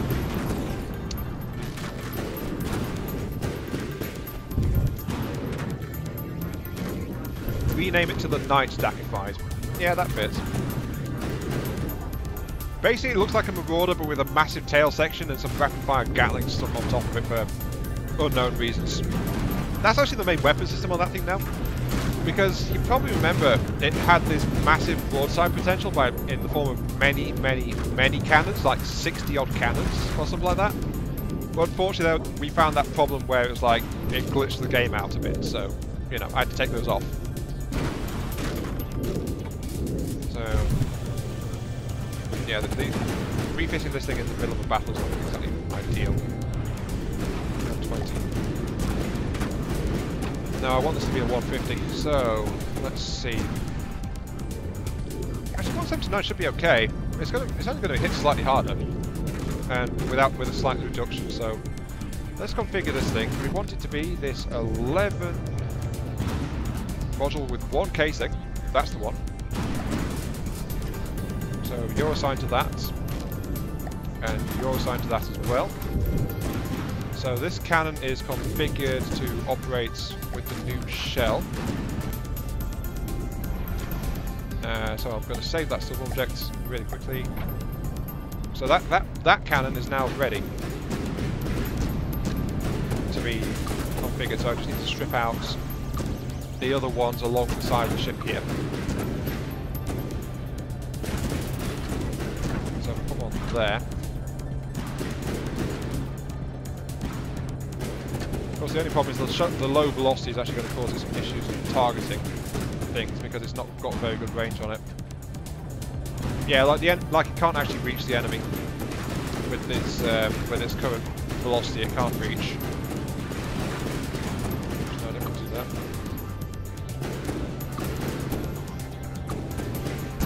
So I'm going to have to strip those cannons out and increase the velocity of the shell. Because the shell just won't reach things at this kind of range, unfortunately. Yeah, I mean, it looks very different. I think that's one of the advantages of it. It looks like it's something only a completely insane person would come up with. I'm insane! Yeah, you heard it here first. So we got the casing increased to 179, I think it was, 179. We've still got a 7-second cooldown on that, but the shell velocity has gone up to 115. So yeah, I think that's a better one, that. So let's actually forcibly clear these barrels. Oh, yep, it liked that. It's going really high angle, but it liked it. So it is trying to do things. I need you to clear your lips as well, actually, so we get the second cannon firing too.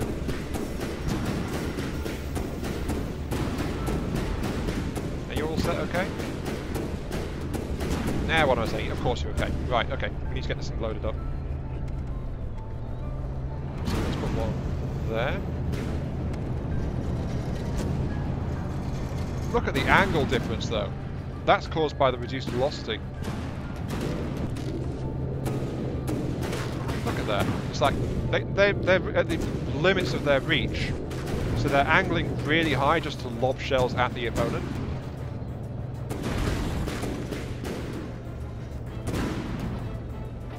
Yeah, look at that. It's just like it's trying to lob them at the opponent. That's all they're doing really.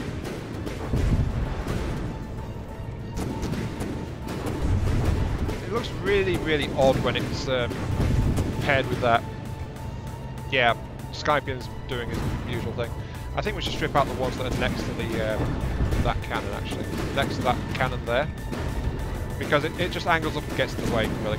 So yeah, let's go to that one. It's unfortunate, but I think it's the right call.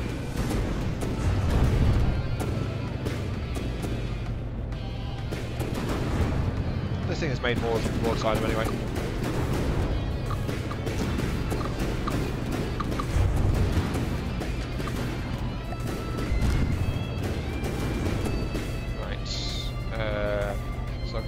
wiped out one of the cannon points. But we've got these additional cannons just like lobbing anti-armor shells in volleys at the opposing ship. And when the knight itself is angled, so its primary cannons are in use, it is actually looking pretty good. Yeah. It's absolutely fine when the ship actually ducks into the water a little bit, because it's so high angle it doesn't really care about it. So yeah, I think we've got a winner. Okay, that means I just need to modify the other ones now. Oh. Let's see. Advanced cannon. Advanced flying piece. 2 of those, and then we had a cooling on there as well. So we'll do that. We need to set this thing to the new shell, which has got 2 casing modules on it. There you go, force that assignment.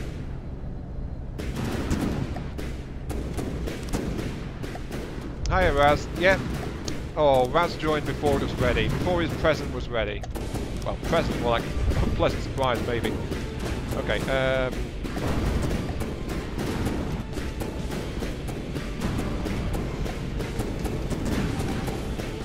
yeah. You can't take it first. Well, yeah, I mean, you loved the night when you first made it, Raz, but you've made better ones since then, haven't you? So, you know, I can't say I blame you for it, really. But yeah, this is, well, I guess you can call it the stick fight version, I suppose, but it's a thing. Wait, that's not right. They're not meant to be anything like that. You, I need to save you. Let's make sure to save you properly. Accept it. All right.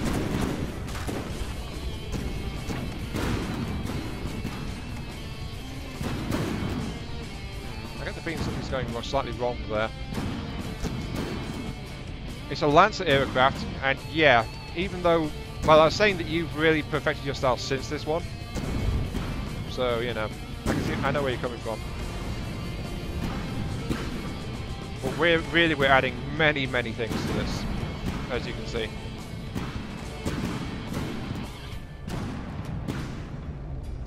But yeah, this is going like I forget who it was that coined this, but this is basically an orcified version. And a very nasty one at that. So, add the new shell to these. This is the cannon. We want gauge coolers. So yeah, I think orcified is definitely... Yeah, it's definitely not a bad craft. It lacked modularity though. You got to say that for it.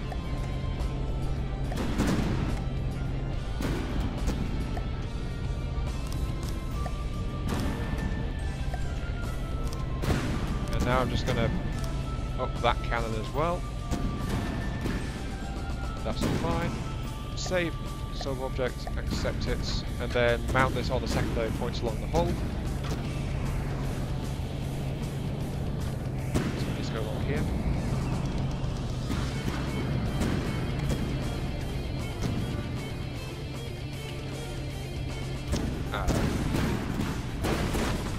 Yeah, it's not, well, actually, Crispin's, this one is one of Knight's earlier ones, which is still really optimized towards its durability. So this is still a very tough design, even if he didn't like the fins, which is, I think, one of the main experiments on this one. So not the fins, the exterior angle plating. That was an addition to this, but it was like he decided he didn't like that, so that's why I stripped those off.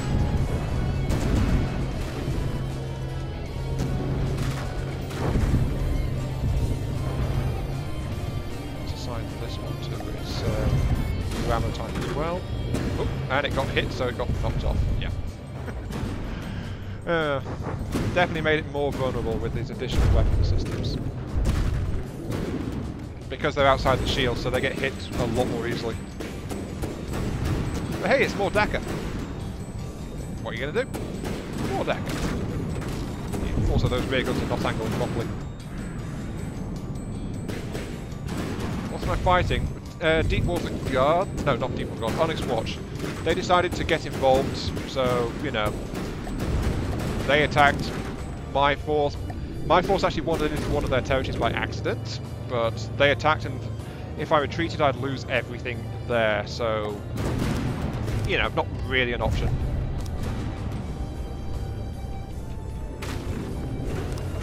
But yeah, this is Onyx Watch, though. That was a rather nasty hit of some kind.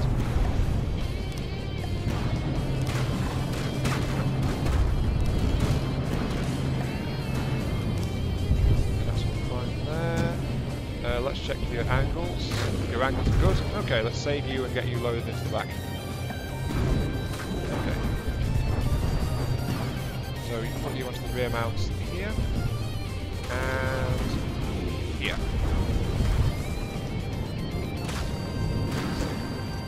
Right, so I think we're done messing around with those additional cannons, because one of the nice drawbacks was a lack of firepower.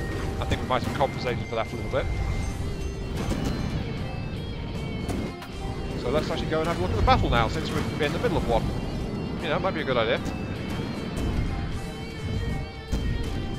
Just look at that monstrosity just cruising around. Oh, okay. So who are we against? We are currently engaged with a... I don't want to retreat that because I found out I couldn't. We're currently engaged with a Jormungand, actually. I don't know if you remember your test results with the knight against the Jormungand, but that's what we're currently fighting, so... Yes. A Jormungand. It looks like one of the heavier Onyx Watch ships. Because we actually wound up facing two fleets at once. So that's part of why the battle's been going on for a while.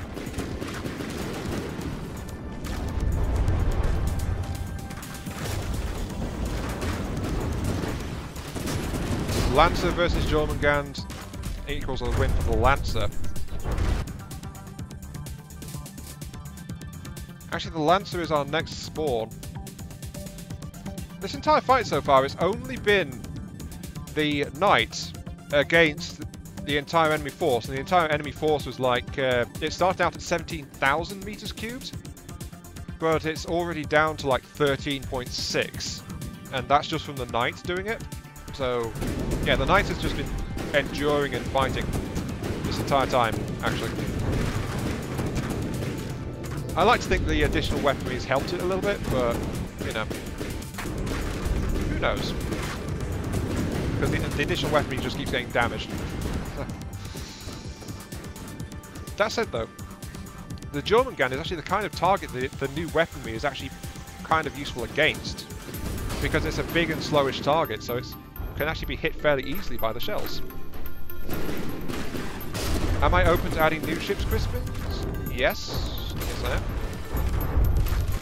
I actually think the additional weapons will up the repair cost by a ton. Really? They're completely exposed and they're actually really simple.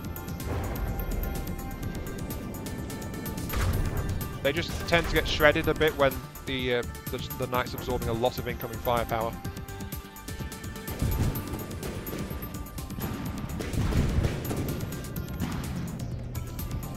So I don't know about that. They're not actually enough to drain your ship's ammo though, so there is that.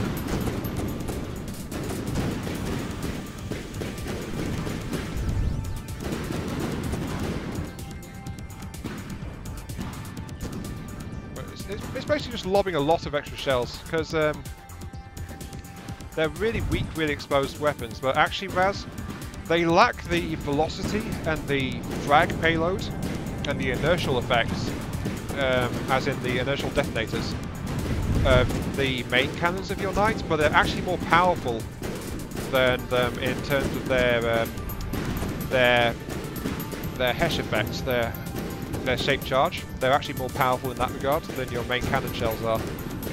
So if they hit, they do better against armor, but they are worse against just weaker hull design. So, you know, basically they strip out armor pieces and that's what they do more than anything else. But because of the lower velocity, it helps the cooldown, but it's also, like, you know, less accurate as well. On top of a shorter barrel design too. So they're not quite as general purpose, they're a bit more specialised towards destroying armoured pieces.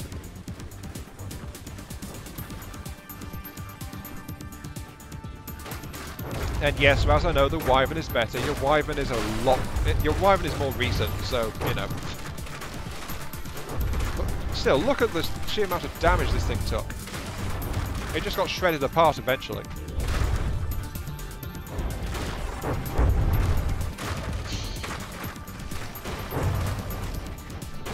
And those green shells raining down are the ones coming from the new secondary cannons. Right, okay. What's spawned? I do believe it is the Lancer. Well, yeah, I mean, it's your first battleship class, isn't it? If I recall. Or is it a heavy cruiser? Isn't it a battleship? The Wyvern just won the tournament? Congratulations. That is very good news. You must be quite happy with that. Yeah. Meaning when we actually get around to affording to build it in the Netacruise, it's probably going to be sticking around for a very long time. Because nothing will be able to really kill it. It's a heavy cruiser. Ah, yeah. And we actually put it next to my Sickle, which is that battleship I was working on that we showed last time. Still not finished that one, actually. But still, I think I might be leaning towards more slender design types now. Very distinctive looking things, but still. We'll see what comes of that, really. It defeated a 2-ship 240,000 resource team and a 1-ship 275,000 resource team. Oh, nice. Well, that was an explosion. Yeah, this guy's not going to last too well, is he? What is he? He is a no, I almost said Caldicide. It's a Clydesdale. Oh wow, look at the damage being inflicted by all of the anti-armor shells raining down. Look at the holes in it. Jeez. I think this ship might be doomed. Just a little bit. Just a little bit. Unfortunately, because it slowed down, the next barrage from the secondary guns just missed. Oh well. Oh. Just trying to shoot at something. Don't know what. Is the Iridius? No, the Iridius not in. Nothing else is in, so it's just the Lancer and Knight.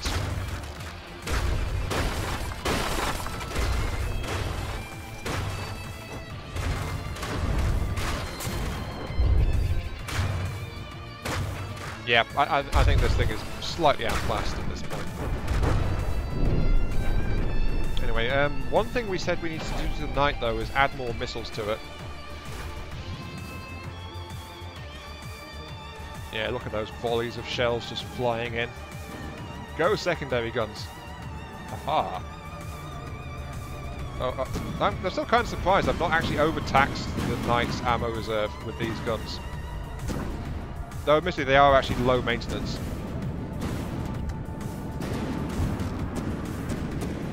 So I don't know, if I add more missiles to the Knights, it might actually overtax the Knight's ammo supply, and it'll reduce its rate of fire in a sustained battle.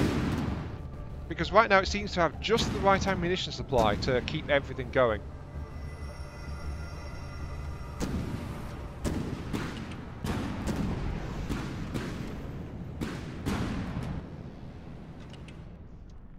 Yeah, I think that ship's dead. Okay, so who's next on the enemy team to face Razul's champions? Because in this stream, the fights have been really unplanned. So I've just wound up throwing Razul's design straight into the front of it because I know they're my best bet is enduring whatever's coming. What is it? It's an Iron Cross. Okay. Incoming shells. Zap. I think that it should have some really big holes in its deck at this point. Yep, I can see some big holes in there.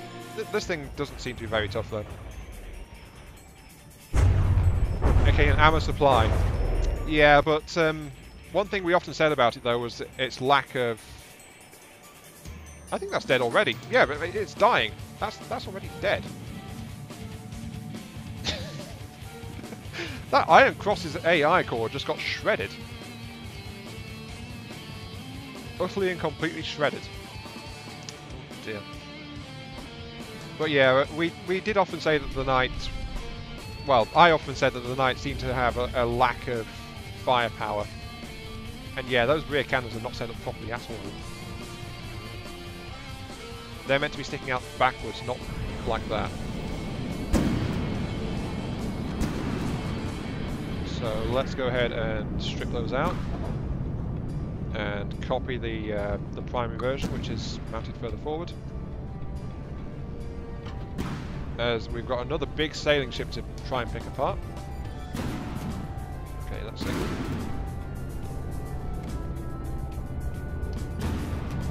That was there. Yep, that's all correct. Okay.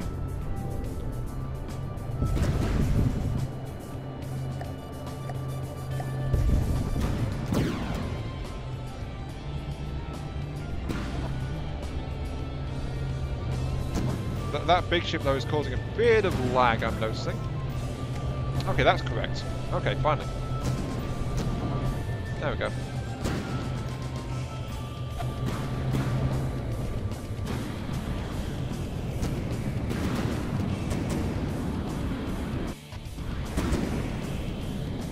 Just the sheer velocity, sorry, not velocity, the sheer deluge of shells really is what the additional cannons are all about. Now that enemy ship seems to have a laser point defense on it, which is doing nasty things to the missiles. Oh, actually no. It seems to lack power when it's got a lot of stuff to deal with. Oh, it's got a few things to fire back though. Oh dear, that looks interesting. Oh dear. Seems to be mostly missing though. That's a lot of explosions. Let's see, I think that's stripped out the rear cannons, probably. Yep, the rear cannons got battered. But for the most part, the Knight actually managed to dodge that. Oh, here comes another salvo.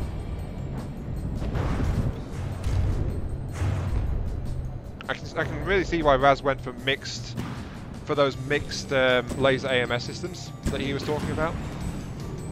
They seem to be really useful against these.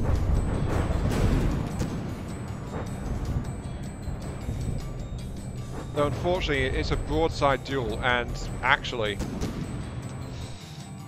what they're against, that Constitution has got better broadside by far than the Knight does, even with my quote-unquote additions.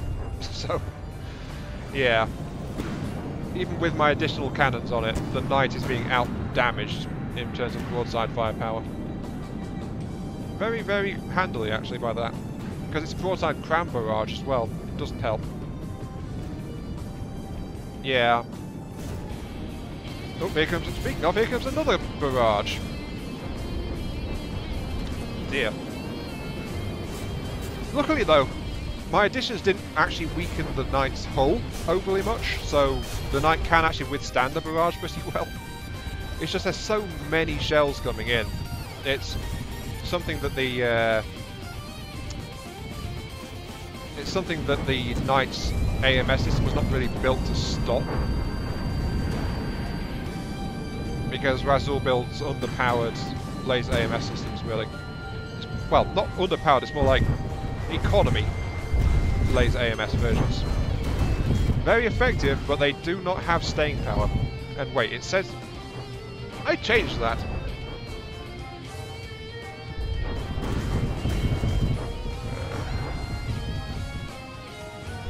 Where's my live dashboard gone? I know I had my live dashboard. Look, where is it? Right, here we go. Right. Game from the depths. Let's refresh it. Crispin is saying it says they are billions, which was finally finished last in the stream yesterday, actually. Actually, Crispins, you want to refresh your browser if that's bothering you at all. because apparently I changed that after you originally joined the stream. Because I just refreshed it and it does say from the depths.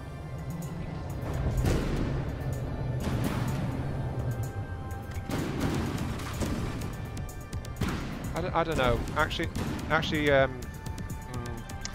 really getting interested in doing like these orky style designs now, because I've just seen how the lantern looks.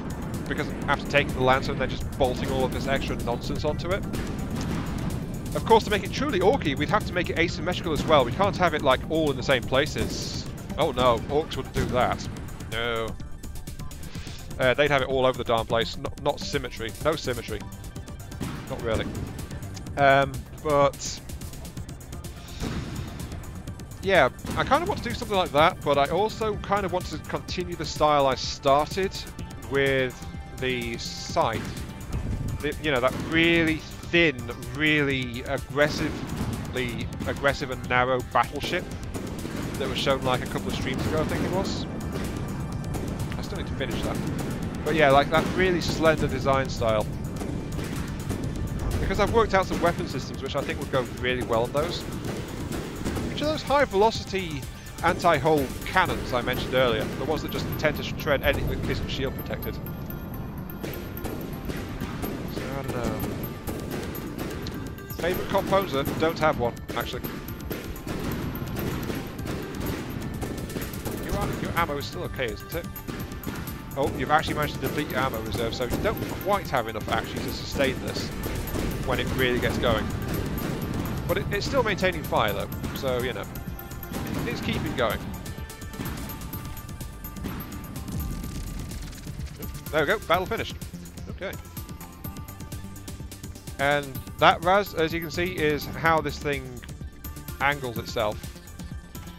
If you look at that, it's like... I changed the idle angles and the idle elevations of all of the weapons on it. So it just angles them all out like that. Ready to be used, kind of thing. So it's like... We are very aggressive. We're ready to start shooting things. Very orky way to do it, I think, actually. Because they just bolted it on wherever it'll fit. Yeah, very spiky. But it did kind of have a better effect against larger targets during that fight, so I think it's worth it, actually. Yeah, I think I'm actually going to leave it like that. I kind of want to boost its speed, though. So I think that might be a thing to do to it next, which is boost the speed, because... As you know, Raz, I never really modified the Knight because I just didn't know how to. But now we found a way to do it, and I'm actually really happy with how it's turning out. Even if it looks like a bodged together mess a little bit. It's just like it doesn't take nonsense from anyone. Speaking of nonsense, we should check and make sure we're not in the wrong place again. No, we're not really in the wrong place. Oh, hello. A map balloon is getting attacked by an enemy force. That one's not going to go too well, is it? No, I don't care about that. That map balloon is going to die. That's fine. So, but we've got a target now for the next stream. But unfortunately, I'm afraid that is also going to have to be the wrap time, kind of. Because... You know, it's actually, we're just passing 2 hours, the 2 hour mark now, and we've kind of been fighting and building the entire time, actually. We've made some progress. We've taken over 2 more territories, one of which has a resource zone in it, which I've not actually tapped into yet. But the enemy is counterattacking now. So, yeah. Things are picking up. And don't worry, it won't be another 3 weeks until you get another Netta cruise. No. Because I'm feeling some momentum right now, so Netta Cruise will be back next week, along with Beneath the Waves, since I know what I'm doing with that. And Toba has been going reliably for the last few weeks as well, so that one's running. So that's 3 things from the depth space that are operating right now. So yeah, you guys are getting more from the depths. Rejoice and bow to me for my mercy. Yes. All hail, I am Mark III, the Lord Emperor of the local insane asylum. Yeah, that sounds about right, actually. Thanks for watching, and I'll catch you all some other time. See you all later, while I sacrifice my map balloon for the greater good.